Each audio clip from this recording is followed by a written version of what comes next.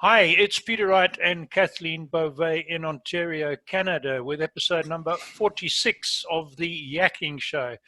This is where we talk about life, business, and more, and we bring you tips and ideas for a changing world. As always, we have an interesting guest for you today, but first, it's my privilege to introduce my co-host down in Waterloo, Kathleen. Hi, Kathleen. Welcome, and take it away. Hello, Peter, and hello, everyone. Thank you so much once again for joining us. We so appreciate you tuning in. And as always, if any of you is interested in being interviewed on the Yakking Show, please don't hesitate to reach out to Peter or myself, and we will look forward to having you on. We also appreciate your comments. Please keep them coming, and we appreciate those. And as Peter said, we do have a special guest with us today, as always. His name is James Strauss. Welcome, Jim. How are you? I'm fine, Kathleen. Thank you. Nice to have you. Well, Jim, you have a very interesting past. You are an author, but I'm going to give it back to you to tell our audience a little bit about yourself, your background, and what led up to your writing. Well, I've been writing since I was a kid. When I was in Wisconsin with my military family, my dad was Coast Guard. We had relatives around Waukesha, so when we were visiting the relatives or then going back home, I was writing screenplays at that time and then having the kids in the neighborhood perform it. And then I became a correspondent in college with a lot of people, just writing letters back and forth, and then started writing seriously as I got older, working on a few novels. Did not get around to Vietnam until very, very late in my career, really. I was with the CIA for 17 years, so I basically started writing thrillers based on my missions in the field, and that's what really drew me in, because a lot of people were interested in that. Most people don't get the refined details of what it's really like to be out there in the field with the CIA. In fact, a lot of people believe if you say you were with the CIA, you're breaking some law, but you're not. You just can't give away, secrets, otherwise you go to prison forever. But you can talk about the fact that you worked there, and you know, not that Americans tend to believe someone who says he was in the CIA. You can say that at parties if you want them not to believe you. If you go to a party abroad and say you were in the CIA, you're going to quickly get dead. Yeah. They do believe you out there. Oh my goodness! Don't make that mistake. Anyway, so I however, started these websites. I have 6 Facebook sites, and then I have several websites. My author website, business website. And those are all active websites, by the way. What's the difference? People think if you get a website, the website does it all. In truth, you've got to change a whole lot of stuff every day on websites. So the administration of real active websites is very difficult, including Facebook. The modern people of today have short attention spans, and they want something right now and right away. And so to stay active and keep your membership up, you've got to be doing a lot of stuff. And one day my IT guy started a new website and said, I need something fresh, something brand new. In 1970, after I got out of the hospital in the Marine Corps, I started writing about what had happened to me in Vietnam, and then took it to the guy who wrote the book Soldier. I can't remember his name right now, but and he thought it was really impressive, but he says, are you sure you want to publish this? And I said, why wouldn't I? He said, do you want to be known for this the rest of your life? This will define you. Mm-hmm. And at that point, it wasn't a good time to be a Vietnam veteran. Sure. So I put it in my closet on the floor, and it traveled with us from different closets to different closets. But when Chuck said that to me about wanting new original material, I went and got it and pulled it out, and I was struck by how emotionally moving it was. I had not remembered writing it that way. To me, it was just a recitation of what had happened. But in reading it now, years later, I went, wow, this is heavy duty stuff. And so I started rewriting it, and that's how 30 Days Has September was born. You know, now it's 3-book series, 1,400 pages to cover only 30 days. But it's the devil is in the details. When you read it, You don't need to do credibility discovery or anything else. It's all right there.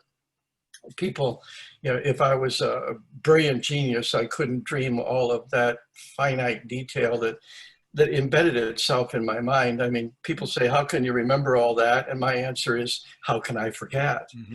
Because it was so burned in. So that's not really how I started, but it's the process that I went through. It's very difficult to be a novelist and a writer out here. I run a local newspaper. It doesn't pay. I'm a writer. It doesn't pay. The John Grishams of the world are very, very rare. So what you have to do is you have to love it so much that you will endure the fact that it's going to be a money-losing proposition. And also, it's a high criticism occupation in that very few people, and the exception is the veteran site, very few people write to compliment you. They write to tell you your errors, your grammatics, or this fact wasn't right or that fact wasn't right, but seldom do they just say things. And I've had the good fortune of having the writer's site where I published the books chapter by chapter for free, because a lot of the veterans are broke, for free. And then they write comments on each chapter. And I was expecting to be rejected. I was expecting to have a lot of the real combat veterans reject me, and it was just the reverse. And that began my therapy, my real Vietnam therapy. For years, I thought I was the worst commanding officer of the worst company of Marines in the worst valley on the planet.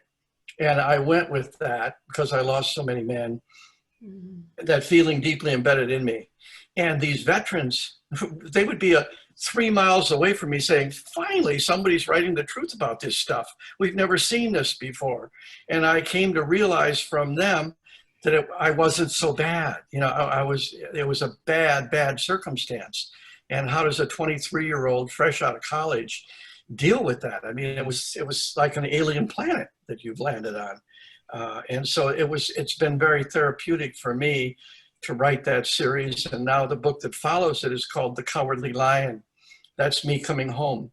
Okay. Because I had to become that to survive back in our culture. I could not bring the tools. I could not bring the mindset. I couldn't bring the attitude or the applications home without going to prison for life. Yeah. Because if I went to a biker bar or something, somebody might be thinking about kicking my butt. That wouldn't be what I was thinking. Okay. Yeah. And that's not healthy. No. So you've got to stay away from those kinds of places, stay away from those kinds of exposures. So my kind of post-traumatic stress, junior from Vietnam, does not come out again, because I have a family of people I care about and care about me. And I love America and the American way of life. And I want to enjoy it as much as possible. So I apologize. I run from road rage. I'm the cowardly lion, okay? Because I can't let the lion out or it would be too much. Yeah. Anyway, that's a long answer and I'm not sure it was an answer, but it was. Well, Jim, we have a fabulous audience, so we will undoubtedly get lovely comments about this interview and about you. So I have no doubt about that. But first, I have to ask you, because forgive us, it isn't every day that we have a CIA field agent on the show. Is there anything you can tell us about that experience? Well, it was, yes. I mean, Peter Falk and Alan Arkin made a movie. He was a dentist, and Peter Falk was the CIA agent. And it was that movie I love because it's like a comedy of errors out there. The reason I love Missions was because I had to run on all 12 cylinders. I was given the background, I was given the intelligence, the satellite, the ingress, the ingress and egress modes, all of that, and then I'm sent in. And one of the things I quickly learned was the mission wasn't going to go down anything like that. All right, you're going to have to figure out, how you accommodate the languages, the cultures, the assets that you're handed, in the culture, and how in the money, how you're going to, these restricted currencies and things like that Americans don't know anything about. And you have to learn to accommodate all that. And then you have to somehow accomplish the mission in the middle of this. And then you have to know all the time that you're doing the mission that this is going to be annotated and then it's going to be played back in the home office. Yeah. And so how you accomplish the mission has to be also a bunch of lies, because the guys in the home office, they're tough. Us field guys, we're cowardly lions, right? We're trying to stay alive and not kill people, okay? In spite of what the movies show, you don't want to hurt people out there because it's like waves coming back at you. You will see these people again in a different country, a different time. Agents don't kill agents, for example. That's in the movies. Yeah. No CIA agent can kill another CIA agent or get that mission, because guess what? As you do that mission, no other CIA agent will ever work with you again. Yeah. They won't trust you not to do that to them. And so it doesn't work like real life, but you go from country to country and you can do so very quickly. I mean, one day you're in Abu Dhabi and 12 hours later you're in Santiago, Chile. I mean, languages, cultures, everything's switching, changing, and you're the team leader. And so everybody looks at you like, okay, what do we do? And you're going inside, you're saying, I don't have a clue. But you gotta make something up. I mean, I had to look in the drawer when I opened the hotel room desk. I was looking for something. I was looking for a brochure that would tell me what country I was in. Because I'd been so tired, I couldn't remember where the heck I was. And that these guys are then depending on me. And so I enjoyed running on all 12 cylinders like that and being challenged like that. Yeah. And then coming home and trying to deal with the home office that had no understanding. All they wanted was the success of the mission, but they also wanted an adventure story, and they wanted all assets used. If they give you the Navy and a submarine, that's probably the first and only mission they're ever going to be on. These submarines go around the world all the time and nothing happens. So when they get a mission, this is a big deal. And if you leave them sitting there offshore, they get really upset that, I flew into Wiesbaden and they didn't know who I was. They just knew I was the mission commander. No ranks, no names, no nothing. So here's the Air Force crew on its first mission. We fly into Wiesbaden and the captain, who's the pilot, turns to me and says, "Sir, do you want us to be ready to leave?" And I said, "Well, of course." So I got off the plane. I got in a Jeep. You go out the gate. You don't have to go through passport control or anything. You're landing on a military base, really neat. And then I go to the hotel where the meeting is going to be. And the meeting's supposed to take 2 days. I have the meeting and it's over in 15 minutes. It's simply the passage of some materials and information.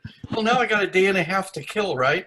And I'm at a 5-star hotel. Ooh, yes, me and my partner. We party up, we go to the bar, we have a wonderful food, the whole thing. 48 hours later, we jump into the call for the Jeep. The Jeep comes, we go back to the base. And as I'm getting toward the tarmac, I hear this roar. And I look up and it's the transport plane with all 4 engines running. And I'm going, what? I said, and the captain is there, he salutes. "We've been ready, sir." They've been running the engines for 2 days. And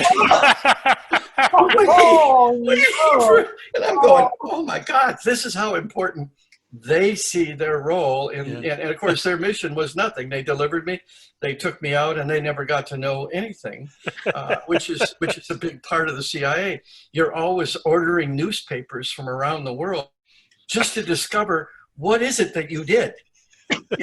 I blew up a bakery.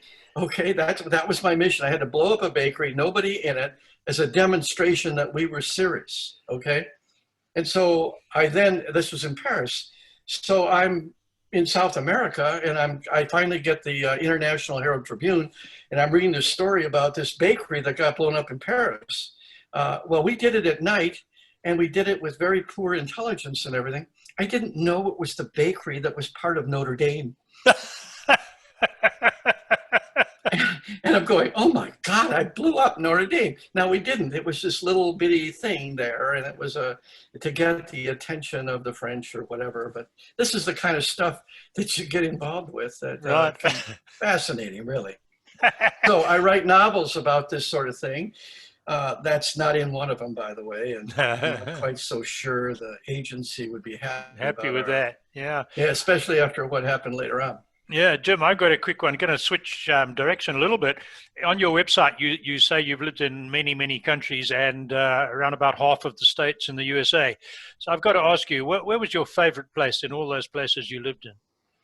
Well, you'd have to differentiate. You know, the USA is my favorite place on the planet, a lot of which is because when I come home from a mission or from abroad, I can let I don't have to lock my door. I don't have bars on my windows. My car's going to be there when I come out of the coffee shop. All those things we take for granted in America don't exist in 90% of the world out there. Yep. And so you're constantly on alert, waiting for predators. Here you're not. So I love the USA and living here and having that feeling. Okay, whether they're protesters or demonstrators, they're not like what you can find in a lot of places. Tell me about it. Yeah. You're not at survival. So in the United States, of course, I moved to Lake Geneva because in Wisconsin, because I so love the people in southern Wisconsin. Also, it's a beautiful lake. My parents were close by at the time before they passed, and there were a lot of factors there. Also, 9/11 had happened, and I wanted to live close to my kids because, well, I'm the go-to guy. If you're going to need, if you need junior, then here I am. Yeah. I don't want to be junior again, ever, but I know what to do and how to do it and am equipped to do it. So I was afraid of that. I didn't know where 9/11 was going to go. Didn't believe a lot of what had happened, but I realized it was a very serious issue. Sure. And could turn bad at any time. So abroad, where would I live? Quito, Ecuador. I would live in Imbabura, which is a mountain outside of Quito, and it's a stunning place. Ecuador is a country that is prettier than Switzerland, and the people are nicer than Thailand. Really? Wow. And they love Americans, and so I like that. Good. Oh, that's great. Kathleen, can I ask Jim, I know you've got the burning question for him. I'm going to jump in quickly. Okay, go ahead. You spoke about firing on all 12 cylinders. About 2 years ago, Kathleen and I were going on a business trip to Niagara Falls to meet somebody, and we were having a conversation. And I've had a very different life to yours, but also lived in a hostile environment for most of my life in Africa. And I said to Kathleen, one of the problems I find with Canada is too safe, and I miss living on the edge. And Kathleen couldn't understand what I was talking about. But having heard you talking, I think you also, when you got back to peace and quiet, as good as it is to be safe and peaceful, some part of you misses living on the edge. Do you find that or not? I'm not sure I'd define it that way, Peter. I mean, I don't seek actively to put myself into environments where my ignorance will cause my death. If you go into combat, the likelihood is you're going to die. Sure. So you should avoid going into combat if you can. Of the people who served in Vietnam, the 2.7 million, only 375,000 saw ground combat. Of the 375,000, 362,000 were wounded or killed. Really? That's how dangerous combat is. And so if you talk to a real combat veteran who's been shot and shot other people, you're in rare air, all right? There are not that many of us around. Sure. And a lot of them aren't capable either intellectually or emotionally telling their story. And so a lot of them really credit me with telling this story of 30 Days as September, because they can finally hand this book or this books to their relatives and say, you want to know what it's like? This guy will tell you what it was like. This is why I can't talk about it. He's talking about things that I can't talk about. Yeah. And I'm not talking about Band of Brothers stuff. No. I love Band of Brothers like I love West Wing. But those two things are about as real as the man in the moon when it comes to the real deal. If you want to know the real deal, you should buy my books as a primer if you want to go into combat. You may live the first week at least, because that's when you're likely to die. That's right. Yeah, I was lucky. Our little war was quite different. Where were you, Peter?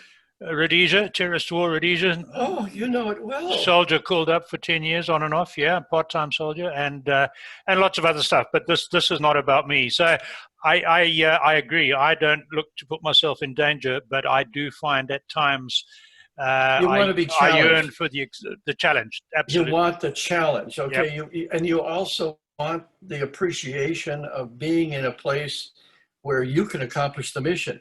You know, I mean, they would call Jimmy, let Jimmy do it, you know, and go That's out right. there on this ridiculous mission, or maybe a mission they didn't want to succeed. They have those too, but they have Absolutely. to satisfy congressmen and people like that and send people. Yep.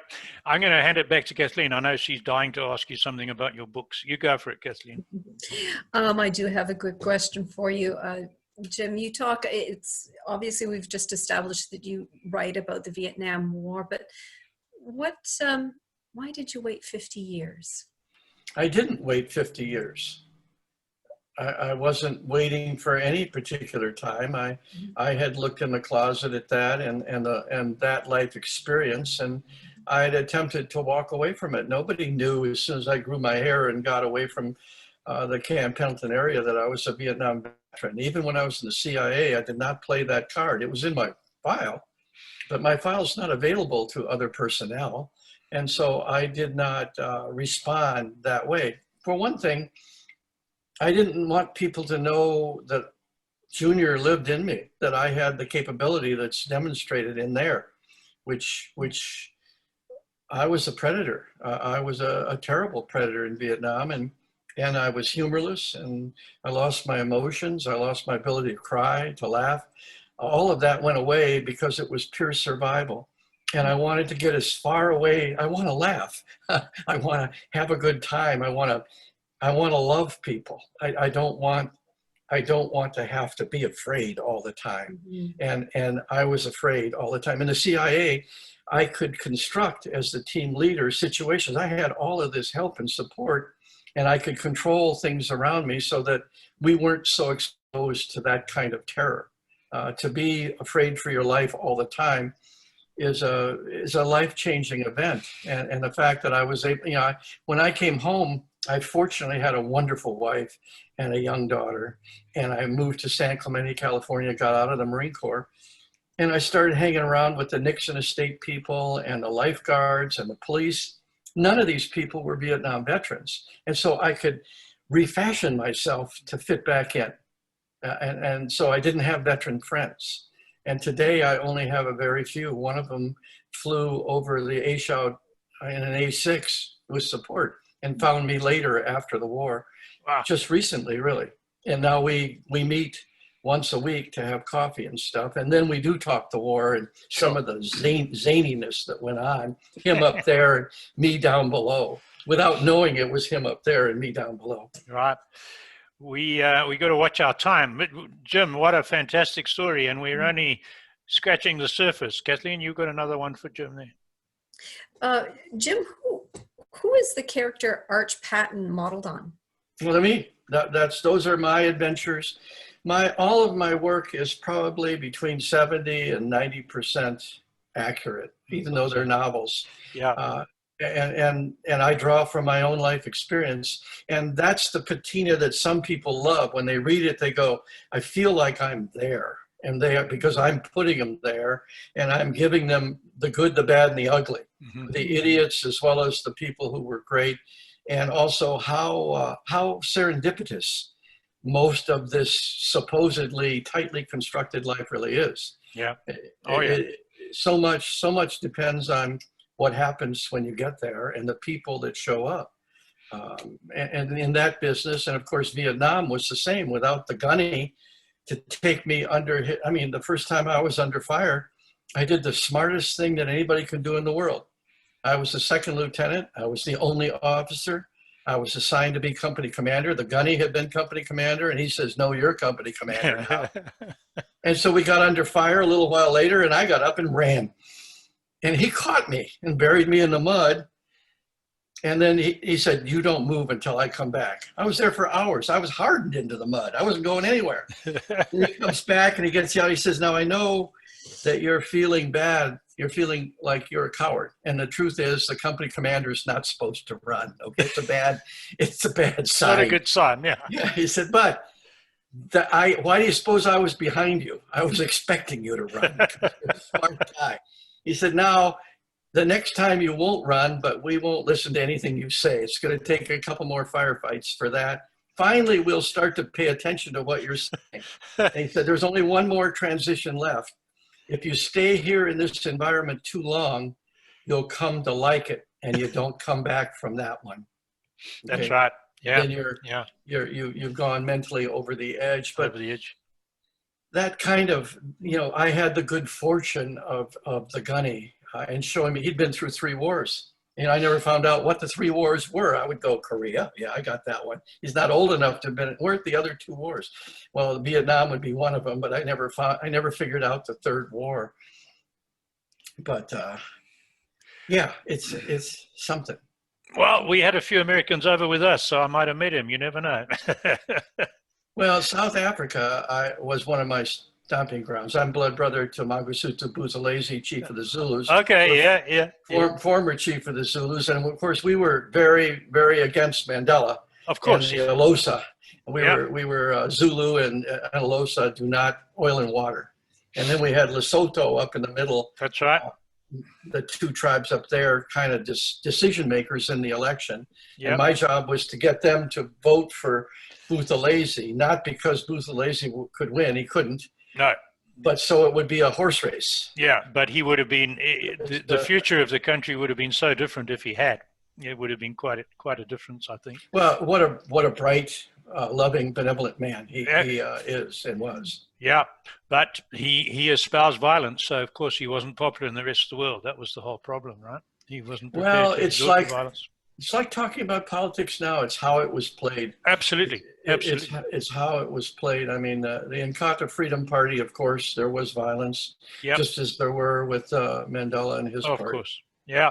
We're going to be running out of time. I've got to ask you, you serialize your books, and I believe from our good friend Chuck that you got that inspiration from a historical literary figure that we all know. So tell us a little bit about that, and it's got to be in a minute or 2. Alexander Dumas, of course, is a giant in the world of literature, and absolutely. His book, The Count of Monte Cristo, is like, it's a philosophy more than anything else. Now, yes, it's a book of unadulterated vengeance, no question about that. But never forget the first 400 pages, he rewards all the people that in any way helped him while he was on this crusade. But Dumas couldn't get published. Well, you can't get published today unless you are already published. Or if you're famous, then you get published. But you don't get published to get famous anymore. Those days are gone. So what are you supposed to do? So what I decided to do was serialize and go online with my Facebook site, James Strauss Writer whatever it is. You can find me easily. I'm all over Google. But so I also wanted it to be for free so that the veterans could read it and not be charged. And I didn't know what my audience was going to be. And of course, we sell the books self-published on Amazon, and I'm struggling right now because the 3rd novel is out, and people don't realize that if they buy signed novels by me or inscribed novels, then I have to buy them from the publisher, get them here, and then I have to inscribe, sign them, get them in envelopes, stamp them, and get them to the post office. And I say my wife went into the bathroom not to hear this because she is the person that does this. Does it all, yeah. She does not do it. She's Irish. She doesn't do it without complaint. And so in fact, this morning I just got a load because the book came out, and all of a sudden we have a backload of like 200. All right, and I see this as great, right? I love it. Oh, 200. Else I can sign each one in 3 seconds, right? And she's going, I don't have enough envelopes. I don't have stamps. I've got to go back and forth to the store and to the post office. And okay, because that's a lot of books. Yeah, it is a lot of books. Yeah, I mean, this is 30 days. Even though it's a paperback and they come in hardcover too, it's not light like a regular mass market paperback. This one happens to have come from the wall in Washington, D.C. This guy took my book to the wall, and then he put this with it. That's the book there. And he left it at the wall. And then the authorities, the guys who run the wall, found me and said, would I like the book and that back? There you go. So they sent it to me. I thought, how poignant to have my book put at the wall. Excellent. It was really, those guys, the veterans, some of them are just, they're marvelous. And Absolutely. So I love to open up the site, because usually in the morning I can smile that they've said something else that I don't think other authors, many of them get, where you change their life. Sure. Or Jim, I'm going to have to stop you. We're going to run out of time in a moment. And I really want you to tell us, or tell our audience, how they can contact you to buy your books. And I've read the one, Arch Batten one, that you suggested I read, and I will read the others as well. So that's my recommendation. If you want to read a good book on personal experience, get hold of Jim's book. So how do they do that? Well, they go to jamesstrauss.com, which is the website, the writer's website. Okay. Yeah. They can also go to James Strauss on Facebook. I'm on there in this James Strauss group, Strauss's Army, James Strauss Personal. And so I'm relatively easy to find. And my address is 507 Broad Street, Lake Geneva, Wisconsin, 53147. I don't know if you're supposed to give your phone number out, but I don't mind. That's entirely up to you. 262-581-5300. I particularly like to give it out to veterans who feel they need to talk to someone like me about their own experience, because a lot of the veterans won't talk unless they know they don't have to be afraid. They know you know. Yep. And then you can talk to them. I talk to VA counselors, and sometimes I'm amazed that so many of them have no experience in this way. How can they form an attachment with this guy that is so distant from them? Absolutely. We're going to have to watch our time. So there's the contact details, and we will be putting them as captions on the video and in the description on the audio. Kathleen, back to you to say goodbye. Well, thank you all so much for joining us. Thank you, Jim. It was an honor to have you on our show. Thank you for all of your comments. Please keep them coming. We so appreciate it. And once again, if any of you is interested in being interviewed, please don't hesitate to reach out to Peter or myself. And we'll see you again next time. Thank you. Bye-bye. Thanks, Kathleen. Bye-bye.